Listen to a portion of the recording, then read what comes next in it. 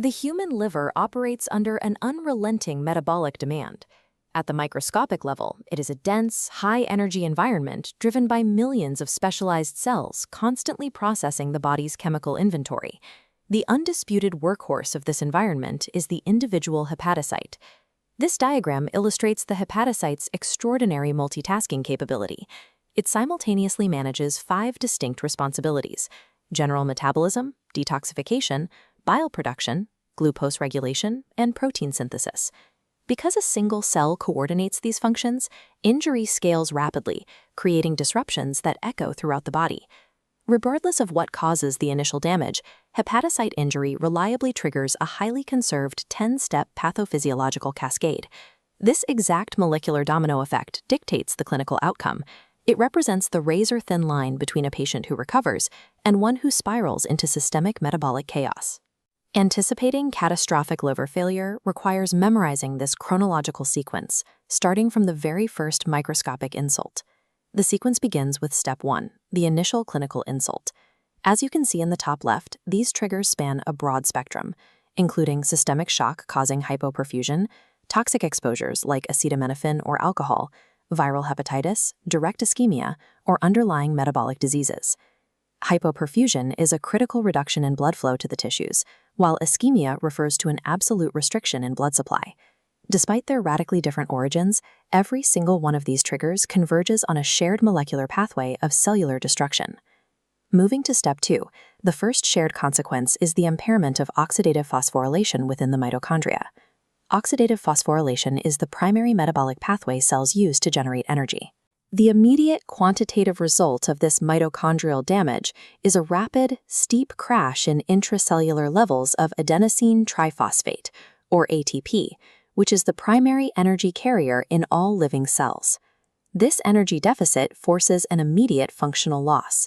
The hepatocyte's baseline metabolic processes stall, and its vital chemical detoxification pathways shut down completely.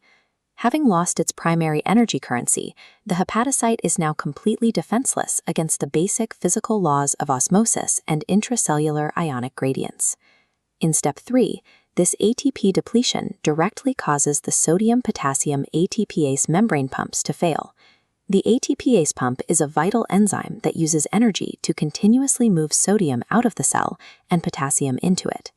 Without active pumping, an osmotic chain reaction takes over. Sodium pools inside the cell, forcibly drawing in water and causing rapid cellular swelling. Alongside the sodium pumps, the specialized bile transport channels and standard membrane transport mechanisms also fail simultaneously. This physical swelling is compounded in step 4 by a secondary threat, the breakdown of intracellular calcium homeostasis, as the damaged mitochondria begin leaking. This flood of free calcium ions leads to the aberrant, uncontrolled activation of destructive intracellular enzymes. These newly activated enzymes essentially digest the cell from the inside out, causing direct structural damage to the cellular membrane. Stripped of its energy reserves, the hepatocyte undergoes a rapid physical collapse. It swells with water while simultaneously shredding its own structural boundaries via rogue internal enzymes. Step 5 shifts the focus from physical damage to chemical toxicity, specifically the accumulation of reactive oxygen species, or ROS. ROS are highly reactive chemical molecules formed due to the electron receptivity of oxygen. This generation of reactive oxygen species is labeled as critical in the liver, as the organ's unique metabolic machinery makes it particularly vulnerable to oxidative stress compared to other tissues.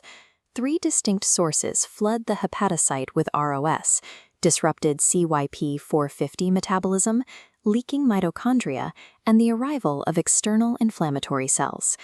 CYP450 refers to a large family of liver enzymes responsible for drug metabolism and detoxification.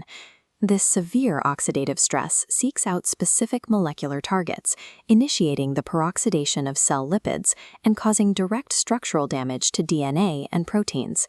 Ultimately, this drives a mitochondrial permeability transition. This is a catastrophic ROS-driven event where the mitochondrial pore opens irreversibly, destroying the organelle's ability to produce energy and sealing the cell's fate. The initial energy crisis has now spawned a toxic, self-amplifying secondary wave that irreversibly corrupts the cell's genetic code and its surviving organelles. In step 6, the lack of ATP tracks directly into the cell's synthetic machinery, bringing basic protein synthesis to a complete halt. Simultaneously, the energy-dependent enzymes of the urea cycle experience immediate failure.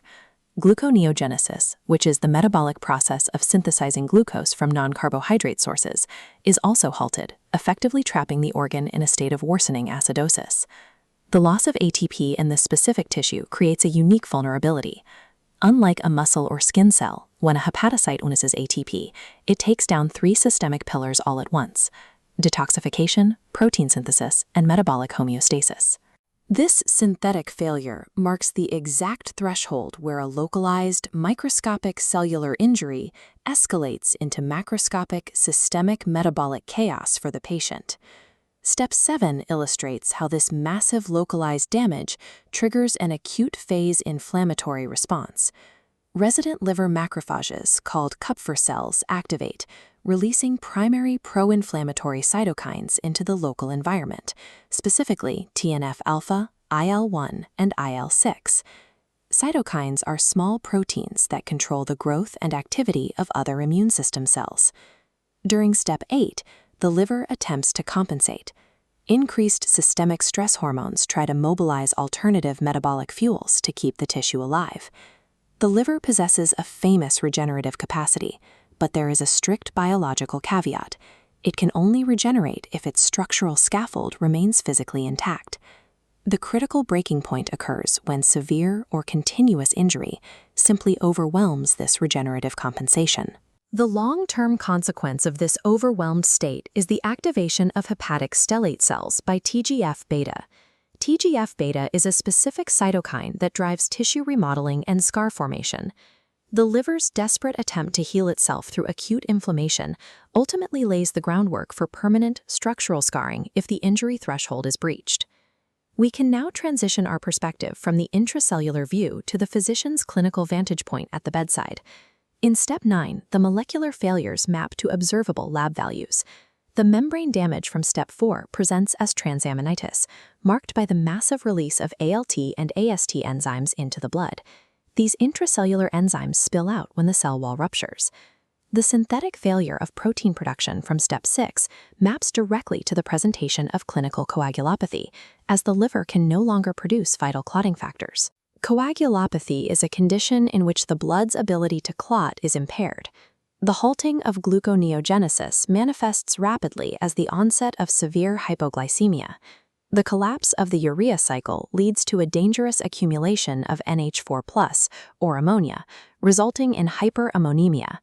Finally, the early failure of the bile transport pumps translates directly to the physical presentation of cholestasis, a condition where bile flow is reduced or completely stopped. Coagulopathy, encephalopathy, and jaundice represent the macroscopic evidence of this microscopic pump and enzyme collapse. Encephalopathy refers to altered brain function, often caused by ammonia buildup, while jaundice is the yellowing of skin and tissues due to backed-up bile. Step 10 defines the ultimate biological endpoint for a damaged hepatocyte. The cell faces 2 possible immediate outcomes: either an orderly, programmed cell death, known as apoptosis, or a chaotic, highly inflammatory cellular destruction, known as necrosis. Zooming out, we see the macroscopic consequence when this cascade repeats chronically over time. The chronic activation of inflammatory stellate cells directly drives the irreversible development of end-stage cirrhosis. Cirrhosis is a late-stage liver disease characterized by extensive scarring replacing healthy tissue. Preventing cirrhosis requires clinical intervention that interrupts this predictable 10-step energetic collapse long before the liver's delicate cellular scaffold is permanently replaced by scar tissue.